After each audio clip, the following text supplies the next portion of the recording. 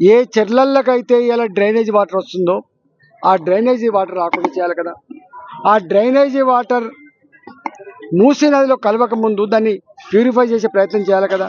ఇవన్నీ ఏం చేయకుండా ఎకాఎకిన వచ్చి మూసీ నదికి అటుపక్కకు ఇటుపక్కకు వాళ్ళు కష్టపడి కొనుక్కున్న భూములు కట్టుకున్న ఇళ్లను నీకు డబుల్ బెడ్రూమ్లు ఇస్తా పో అని చెప్పి ఎల్లకొట్టిన అధికారం నీకు ఎవడిచ్చిందని చెప్పి అడుగుతా ఉన్నాం. నేను ఈ ప్రాంతంలో నేను ఒక్కని కాదు, అనేక మంది వచ్చిపోయింది ఇక్కడ వందల మంది వాళ్ళంతటా వాళ్ళే వందల ఉపన్యాసాలు ఇచ్చిండ్రు, వందల మందికి ఇంటర్వ్యూలు ఇచ్చిండ్రు. వాళ్ళు అంటున్న ఏకైక మాట ఏంటంటే ఏం పిచ్చి పట్టింది ముఖ్యమంత్రికి, మాయం పడ్డాడు, ఇల్లు కూలగొట్టుటోడు పెళ్ళిళ్ళు ఇచ్చగొట్టుడికి ఎప్పుడు మంచి జరగదు బిడ్డ అని చెప్పి శాపనాదాలు పెట్టే పరిస్థితి వచ్చింది. ఇవాళ ముఖం లేదు రేవంత్ రెడ్డికి నా పనిగిరి కాలనీకి రావడానికి, ముఖం లేదు రేవంత్ రెడ్డికి ఇలా రామంతపూర్ మూసి ఓటికి రావడానికి, ముఖం లేదు రేవంత్ రెడ్డికి ఇవాళ కింది ప్రాంతం మూసి రావడానికి.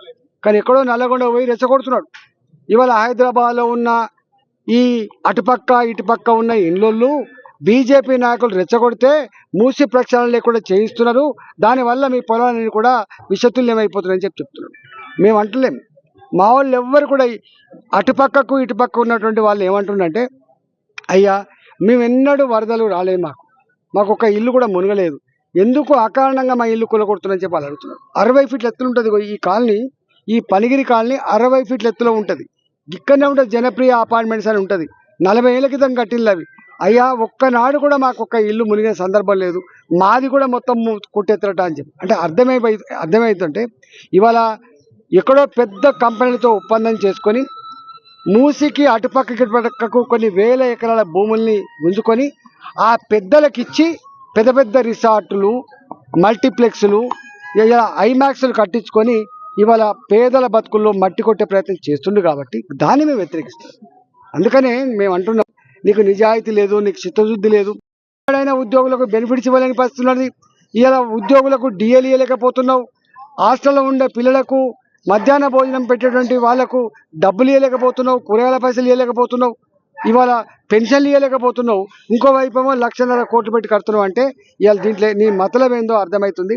ఒక్క మాటలో చెప్పాలంటే ఇచ్చిన హామీలు అమలు చేసే దమ్ము లేదు కాబట్టి ఆ హామీలు ఎక్కడ చర్చ జరుగుతాయో, హామీలు ఎక్కడ అడుగుతారని చెప్పి నేనే ముందు వాళ్ళకి గిల్లితే నా ఇల్లు కాపాడమని చెప్పి ఏడుస్తారు, నా భూమి కాపాడమని ఏడుస్తారని చెప్పి ఒక ఉపాయం పెట్టి చేస్తున్నట్టు కనపడతా ఉంది. రేవంత్ రెడ్డి ఇది నీకు తగదు, గుర్తుపెట్టుకో. నీకు నడవంతరణ వచ్చింది ఈ పదవి, నువ్వు ఊహించింది కాదు. ఏదో వాళ్ళు తప్పు చేస్తే వాళ్ళు ఓడగొట్టాలని కసితో నీకు అధికారం కట్టబెడితే సంవత్సర కాలంగా ప్రజలకు ఎక్కడ కూడా కంటి మీద కునుకు లేకుండా చేసినావు, ప్రశాంతత లేకుండా చేసినావు, వాళ్ళ బతుకుల్లో ఇలా మట్టి కొట్టే ప్రయత్నం చేస్తున్నావు.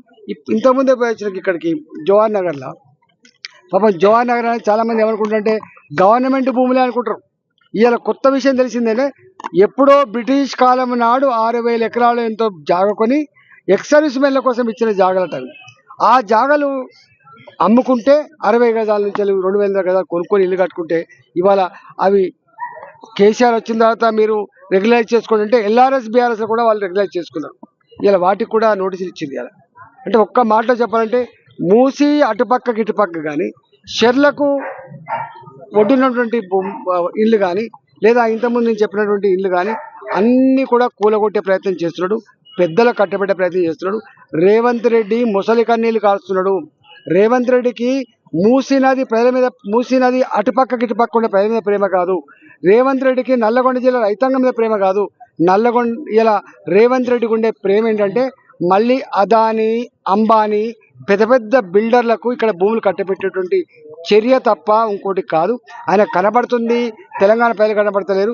ఆయన కనబడుతుంది, వేల కోట్ల రూపాయలు కనబడుతున్నాయి. ఆ వేల కోట్ల రూపాయలు ఢిల్లీకి కాంగ్రెస్ పార్టీకి పంపించి ఎన్నికల్లో గెలిపించే ప్రయత్నం చేస్తుంది తప్ప ఇవాళ తెలంగాణ దోసుకొని ఇలా కాంగ్రెస్ పార్టీ ఎన్నికలకు పైసలు పంపిస్తుంది తప్ప ఆయన ఉద్దేశం ఇంకోట్లేదు. ఆయన పదవిని కాపాడుకునే క్రమంలో తెలంగాణ ప్రజలు ఉసురు పోసుకొని ఇలా ఈ పని చేస్తున్నారని మేము భావిస్తూ ఉన్నాం. అందుకనే మేము రేవంత్ రెడ్డి మళ్ళీ చెప్తున్నాం, మీరు పాదయాత్రలు చేసి మాలాంటి వాళ్ళ మీద రెచ్చగొట్టే ప్రసంగాలు చేసి భారతీయ జనతా పార్టీ మీద మీరు అవాకులు చవాకులు పేలి ఆ ప్రజలు అవమానపరిచే ప్రయత్నం చేస్తే నీకు కూడా కేసీఆర్కి ఏ గతి పట్టిందో నీకు కూడా అదే గతి పడుతుందని చెప్పి హెచ్చరిస్తాం.